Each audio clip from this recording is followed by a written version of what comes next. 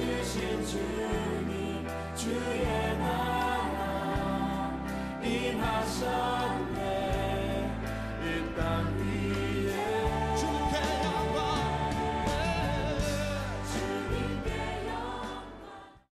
부활하신 우리 주님께서 우리 모두에게 부활의 산 소망뿐만 아니라 코로나를 능히 이길 수 있는 또 능력도 주시고 우리 마음속의 불안과 염려, 근심 다 떨쳐버리실 줄 믿습니다.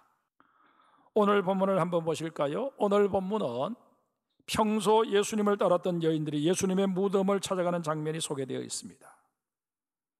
이들은 이른 새벽에 길을 떠났습니다. 그들의 손에는 고가의 향품이 들려져 있었습니다.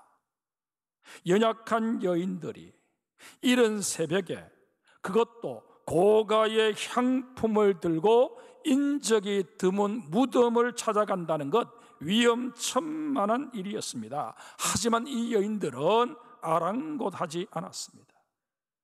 오로지 걱정이 있었다면 그 무덤을 막고 있는 큰 돌을 어떻게 움직일 수 있을까? 어떻게 우리가 무덤 안에 들어가서 예수님의 시신에 향품을 바를 수 있을까 하는 문제뿐이었습니다.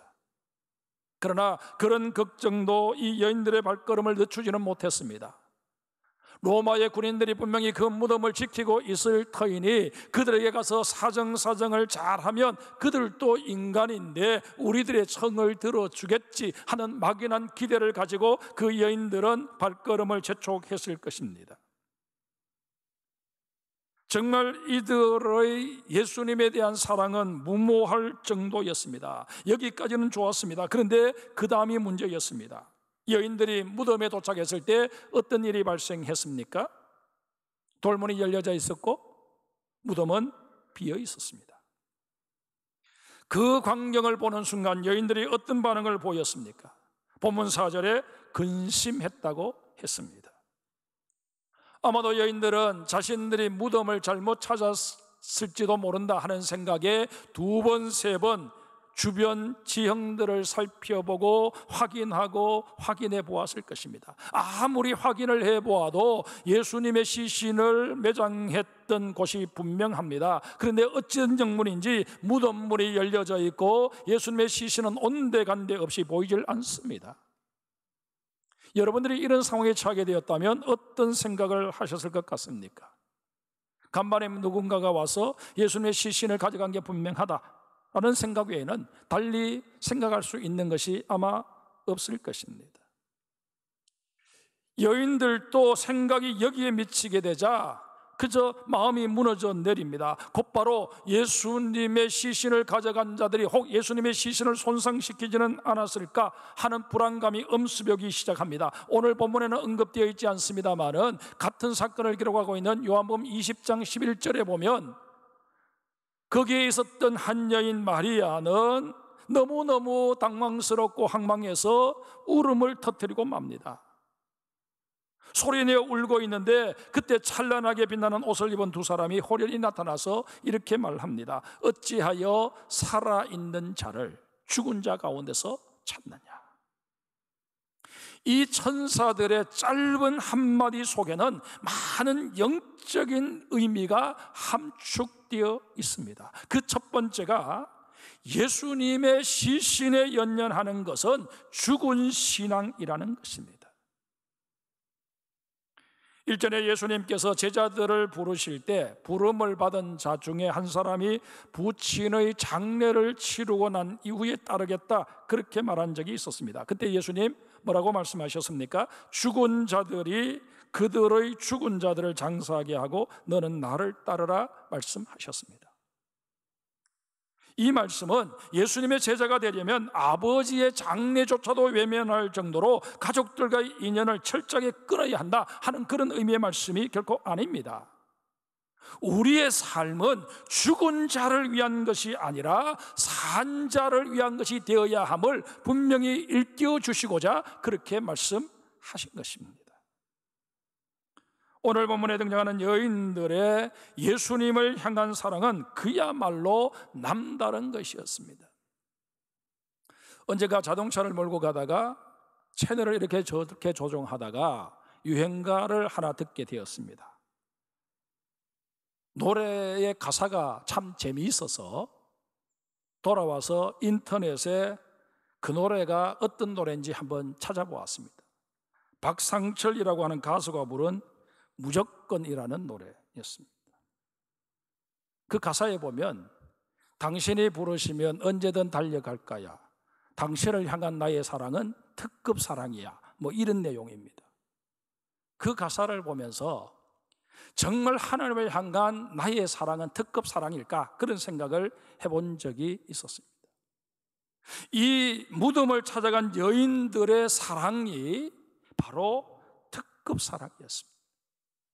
이 여인들은 사랑하는 예수님의 시신이 안식일에 쫓겨 아무렇게나 무덤에 안치되는 것을 보면서 너무너무 마음이 아팠습니다. 그래서 곧바로 집으로 돌아가 향품을 준비했고, 안식일이 끝나고 다음 날이 채 밝기도 전에 다시 무덤을 찾아온 것입니다.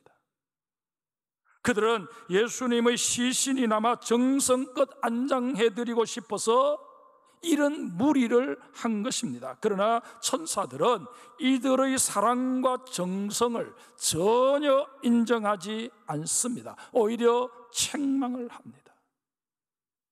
죽은 자를 사랑하는 것은 사랑이 아니라는 것입니다.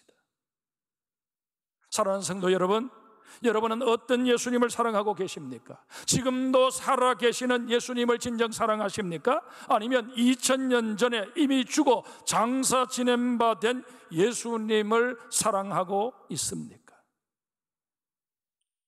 저는 아직 유럽 여행을 가본 적이 없습니다만은 다녀오신 분들의 말을 빌리면 유럽에는 수많은 성당들이 있는데 다들 몇백 년에 걸쳐서 지어진 그런 거대한 건물들 아닙니까? 그런데 그 건물을 보면서 무언가 모르게 죽음의 그림자가 뒤덮고 있는 듯한, 그래서 그 교회당들이 하나같이 거대한 무덤처럼 보이더라, 그런 말씀들을 하는 것을 들었습니다. 우리가 알고 있는 대로 중세시대는 기독교의 암흑기였습니다. 세상의 빛이 되어야 할 교회가 빛을 잃게 되므로 모든 것이 암흑 속을 헤매게 된 것이 바로 그 중세였습니다. 중세는 그야말로 산자를 죽은 자 가운데서 찾았던 어리석고 무지한 시대였습니다. 중세 시대의 사제들은 화려한 성전을 짓는 일이 믿음의 표현이요 하나님께 충성을 표하는 길이라 그렇게 가르쳤고, 사람들은 맹목적으로 그 사제들의 말에 따라서 자신들의 재산을 바치고 그렇게 해서 지어진 것이 그 성당들입니다. 여러분, 이런 생각을 가지고, 이런 잘못된 의식을 가지고 지은 건물은 하나님, 살아계신 하나님, 살아계신 예수님을 예배하는 장소가 아니라 죽은 자의 무덤이 될 수밖에 없다는 것입니다. 우리는 이런 역사의 교훈을 거울 삼아서 진정 살아계신 예수님을 믿을 뿐만 아니라 그 주님을 따라가고자 결단하고 서원하는 생명력 넘치는 주님의 제자가 되어야 할 것입니다. 어찌하여 살아있는 자를 죽은 자 가운데서 찾느냐? 이 천사의 질문 속에 담긴 두 번째 의미는 부활의 약속을 기억하라는 것입니다. 천사들이 계속해서 말합니다. 예수님은 여기 계시지 않고 살아나셨느니라. 갈릴리에 계실 때에 너희에게 어떻게 말씀하셨는지를 기억하라. 예수님께서는 여러 번 당신의 부활을 예고하셨습니다. 3일 동안 물고기 뱃속에 있었던 요나의 이야기를 예로 들기도 하셨고, 구약의 선지자들의 예언을 인용하기도 하셨습니다. 그런데 문제는 이런 예수님의 예고에 대해 그 누구도 관심을 갖지 않았다는 것입니다. 오늘 보면 11절에도 보십시오. 무덤을 찾아갔던 여인들이 돌아와서 천사들이 자신들에게 전해주었던 말을 그대로 전합니다. 예수님이 살아나셨다고 전한 것입니다. 그때 그 말을 들었던 예수님의 제자들은 하나같이 이 여인들이 허탄한 말을 한다고 그렇게 일축해 버립니다. 여기서 허탄한 말로 여겼다 하는 이 말은 여인들이 환상을 보았음에도 불구하고 마치 실제를 본 것처럼 지금 이야기하고 있다, 그렇게 간주했다는 이야기입니다. 예수 그리스도께서는 분명히 성경에 기록된 대로 태어나셨고 성경에 기록된 대로 공생애를 사시다가 고난을 당하셨고 성경에 기록된 대로 죽으셨습니다. 제자들은 그 모든 것들을 곁에서 다 지켜보았습니다. 그럼에도 불구하고 이들은 예수님의 죽음을 그저 평범한 한 인간의 죽음으로 보아 넘겨버리고 만 것입니다. 그런 까닭에 예수님의 죽음과 더불어 이들은 절망할 수밖에 없었습니다. 예수님의 죽음과 더불어 모든 것이 다 끝났다고, 이제까지 3년간 우리는 헛고생했다고 그렇게 결론 짓고 말았습니다. 기독교는 약속의 종교입니다. 주님께서 우리에게 하신 약속을 믿을 뿐만 아니라 그 약속이 성취되기를 기대하는 소망의 종교가 바로 우리 기독교라는 것입니다. 그래서 우리 기독교의 경전, 이 성경 전서가 구약, 오래된 약속과 신약, 새로운 약속으로 구성되어 있지 않습니까? 우리가 가지고 있는 성경 66권은 하나님의 약속을 담고 있는 책입니다. 예수 그리스도의 약속을 담고 있는 책입니다. 이런 까닭에 주님께서 약속해 주신 바를 망각해버리게 될 경우 우리의 신앙은 심대한 손상을 입을 수밖에 없습니다. 그렇다면 여러분, 우리가 기억해야 할 주님의 약속이 구체적으로 무엇일까요? 예수님께서는 우리에게 많은 약속들을 해주셨습니다. 그런데 그 모든 약속들을 두 단어로 집약을 시키면 하나는 부활이고 다른 하나는 영생이 될 수 있습니다. 우리 가운데 언젠가 나도 죽는다 하는 사실을 모르는 사람 아무도 없습니다. 그럼에도 불구하고 대부분의 사람들은 마치 자신은 죽음과 무관한 것처럼 그렇게 살아갑니다. 건강에 심각한 적신호가 울리지 않는 이상 죽음에 대해서도 별로 생각하지를 않습니다. 천년만년 살 것처럼 생각하고선 육체적인 쾌락에 탐닉하게 되고 세상적인 재미에 빠져들고 맙니다. 그러나 여러분, 우리 그리스도인들은 늘 죽음을 인식하며 살아야 합니다. 한 번 죽는 것은 사람에게 정해진 것이요 그 후에는 심판이 있다 하는 이 히브리서 9장 27절의 말씀을 늘 마음에 새기고 살아야 합니다. 그러기에 여러분과 저는 기도할 때마다 주여 나에게 날 계수함의 지혜를 주옵소서, 나에게 남은 생이 얼마 남지 않았다는 것을 기억하며 근신하며 경계하며 시간을 아끼며 살게 하여 주옵소서, 그렇게 구할 수 있어야 한다는 것입니다. 사실 여러분, 죽음의 위력은 대단합니다.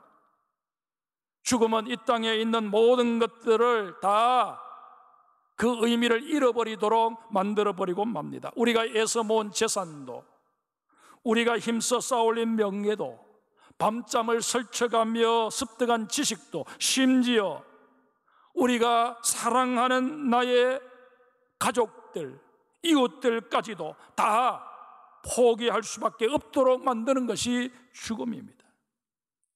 죽음의 위협이 이렇게 크다 보니 적지 않은 사람들이 어떻게 해서든 이 죽음의 시기를 늦추어 보려고 애를 씁니다. 몸에 좋다는 것 다 찾아 헤매게 되고 약이나 의술에 지나칠 정도로 의존하기도 합니다. 어쩌다 외국을 나가게 되면 가이드가 이게 몸에 좋다 저게 몸에 좋다 그렇게 얘기하면 바리바리 사들고 오는 게 우리들의 모습이라는 것입니다. 그러나 여러분, 그렇게 한다고 해서 죽음의 사건 자체를 피할 수 있느냐? 결코 그럴 수 없습니다. 죽음은 모든 인간이 정면으로 맞닥뜨려서 해결해야만 하는 실존적인 문제입니다. 이런 연구로 우리는 예수님께서 죽음에 대해 어떤 입장을 취하셨는지 분명히 알아야 합니다.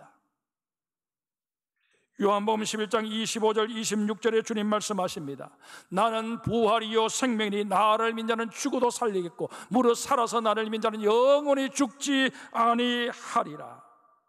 무슨 말씀입니까? 죽음은 새로운 생명으로의 변화를 의미하기에 모든 것의 끝으로 사망으로 그렇게 받아들여서는 아니 된다는 것입니다. 모든 인간은 죽음 이후에 부활을 경험하게 된다 하는 것이 성경의 증언입니다. 그런데 중요한 것은 영멸의 부활이 아니라 영생의 부활을 경험할 수 있어야 한다는 것입니다.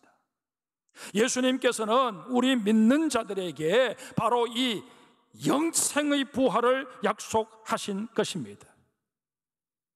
따라서 우리는 이 부활절 예배를 드리면서 주님께서 내게 주신 부활과 영생, 이 귀한 약속을 다시 한번 감격스럽게 받아들이고 이 약속에 대하여 아멘할 뿐만 아니라 이 약속을 부여잡고 이제는 더욱더 하나님의 영광 위하여 우리 주 예수 그리스도를 전하는 복음의 전파자로 인생을 살아가겠습니다 고백할 수 있는 우리 모두가 되어야 할 것입니다. 어찌하여 살아있는 자를 죽은 자 가운데서 찾느냐 하는 이 천사의 말 속에 담겨있는 또 하나의 메시지는 영원히 살아계신 분을 믿으면서 왜 그렇게 좌절하고 낙심하느냐는 것입니다. 무덤에 도착한 여인들은 무덤 문이 열려있는 것 보고 가슴이 철렁 내려앉았을 것입니다. 불길한 예감이 엄습해 옵니다. 그래서 무덤을 들여다보았는데 예감대로 무덤은 비어 있었습니다. 여인들은 하늘이 무너지는 것 같은 그런 절망을 맛보게 됩니다. 그러나 여러분, 우리는 이 상황을 곰곰 되짚어 볼 필요가 있습니다. 우리 한번 생각해 보십시다. 여인들이 직면한 그 상황이 과연 고민하고 낙심할 상황이었을까 하는 것입니다. 결코 그렇지 않습니다. 또 하나, 무덤에 돌을 굴려놓은 것이 누구를 위함이었을까요? 예수님을 위함이었을까요? 아닙니다. 훗날 예수님께서 모여있는 제자들을 찾아오실 때 문을 열고 들어오신 것이 아니라 그냥 벽을 통과해서 들어온 사실이 성경에 기록되어 있습니다. 부활하신 예수님은 이제 더 이상 시공간의 제약도 받지 않으시고 또한 어떤 장애가 있어도 그것 때문에 막혀서 들어오지 못하시는 그런 몸이 아니었습니다. 그러기에 예수님이 나오시기 편하도록 그 무덤에 돌문이 옮겨진 것은 아닙니다. 그렇다면 누구를 위해서 이 돌이 옮겨진 것일까요? 제가 여쭤보나마나 예수님의 부활을 직접 확인해야 될 이 여인들을 위해 무덤에 돌이 옮겨진 것입니다. 그럼에도 불구하고 이 여인들은 지금 낙심하고 있는 것입니다. 자신들을 위해서 이루어진 일인데 오히려 그 일 때문에 낙심하고 있으니, 절망하고 있으니 이 얼마나 우스운 일이냐 하는 것입니다. 그런데 여러분, 이런 우스꽝스러운 모습이 바로 우리들의 신앙생활 해온 모습일 수도 있다 하는 사실을 아셔야 합니다. 이스라엘 백성들이 애굽에서 나왔을 때 하나님께서는 홍해를 건너야 하는 광야길로 인도하십니다. 가나안 땅에 이르는 가장 빠른 길은 블레셋 사람들이 거하는 해변을 거쳐서 가는 길이었습니다. 그럼에도 불구하고 하나님께서는 가장 멀고 험한 길로 이스라엘 백성들을 이끌고 가십니다. 왜 그러셨을까요? 출애굽의 역사를 홍해 사건을 통해서 더 드라마틱하게 만들기 위해서 그렇게 하신 것일까요? 아니면 하나님의 전능하심을 더욱더 실감나게 이스라엘 백성들에게 보여주시기 위함일까요? 의심 많고 생각이 짧은 우리 인간들에게 하나님께서 이런 것들을 위해서도 그렇게 하셨다, 얼마든지 볼 수 있습니다. 하지만 그보다는 이스라엘의 형편을 고려하신 결정이었다, 그렇게 성경은 증언합니다. 이스라엘 백성들은 오랫동안 노예 생활을 했습니다. 그런 까닭에 주인정신이 결여되어 있었습니다. 자신들에게 주어진 그 자유를 목숨을 걸고서라도 지켜내겠다는 의지가 약했다는 것입니다.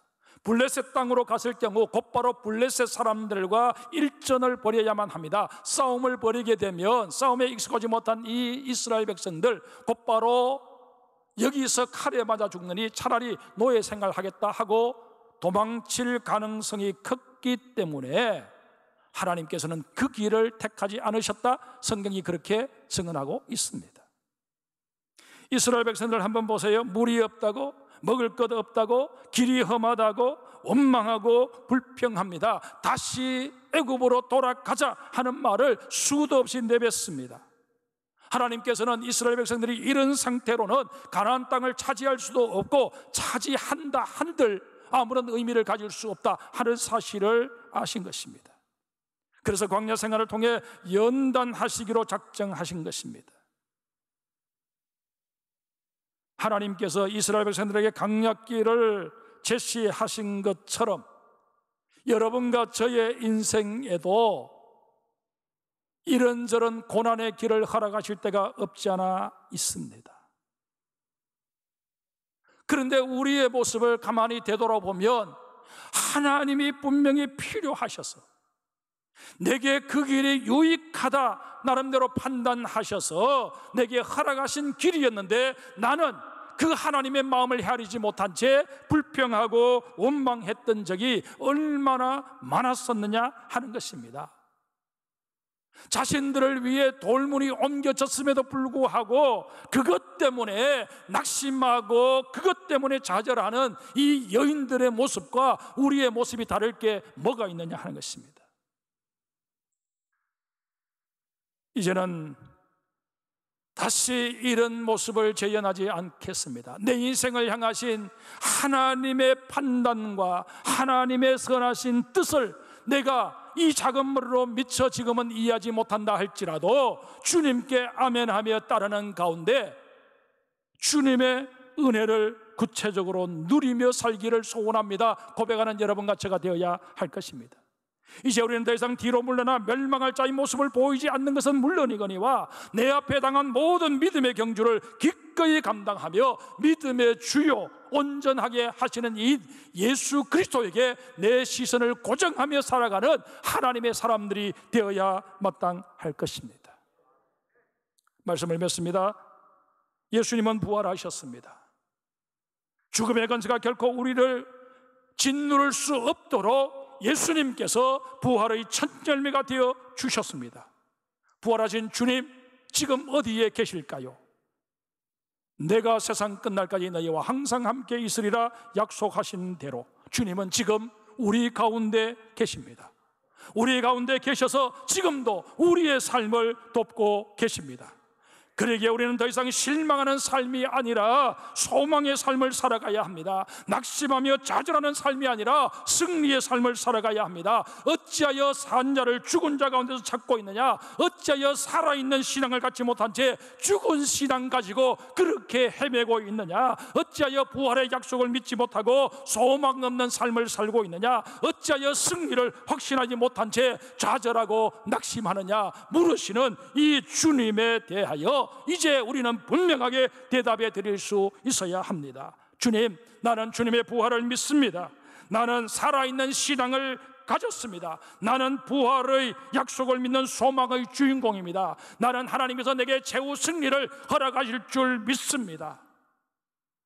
이런 귀한 고백들을 통해서 우리의 영혼도 육신도 온전히 새로워지는 그런 은혜를 누리는 이 2020년 부활절이 될 수 있기를 주님의 이름으로 축복합니다.